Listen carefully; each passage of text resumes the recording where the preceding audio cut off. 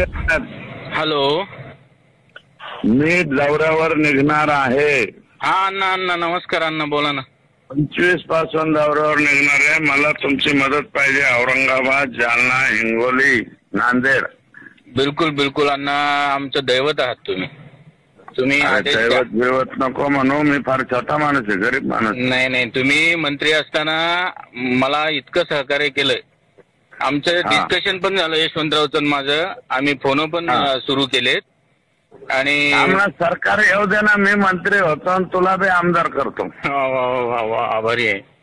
पहिल्यांदा डोक्याला आमदार करणार. बिलकुल तुमचा आशीर्वाद राहू द्या फक्त. मला मोठं करायचं काम तुझ्या हातात आहे. बिलकुल करतो. आपले जेवढे SC ST चे लोक आहेत, जिथे जिथे आहेत तिथं तू काम करायचं. मी जिथं दौऱ्यात येईन तिथं माणसं 1000 ठेवायचे. बिलकुल ठेवतो, पद्धतशीर सिस्टमॅटिक. आणि सभा संपल्याच्या नंतर लोक खुश करून माघारी वापस लावायचे. बरोबर.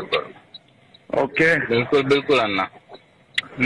तुम्ही कामाला लागा, यशवंत सांगाल तुम्हाला. हो. दौरा आज फायनल होईल, संध्याकाळपर्यंत कळून टाक. हो, मी त्या पद्धतीने नियोजन करतो अण्णा सगळं.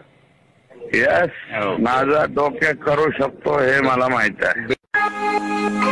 नमस्कार मंडळी, आपण आपल्या महाराष्ट्र न्यूज चॅनलवर एक कॉल रेकॉर्डिंग ऐकत आहो आणि ती सुरेश धस यांची आहे. आणि ते बोलत होते की मी मंत्री होतो आणि तुला आमदार करतो, हे असं त्यांच्या कार्यकर्त्यांना सांगत होते. आणि त्यांनी समोरच बोलले की आपल्या सभेला लोक बोलवायचे आणि त्यांना खुश करून माघारी पाठवायचं, हेही त्यांनी आपल्या वक्तव्यात बोललेले आहे आणि रेकॉर्डिंगमध्ये बोललेले आहे.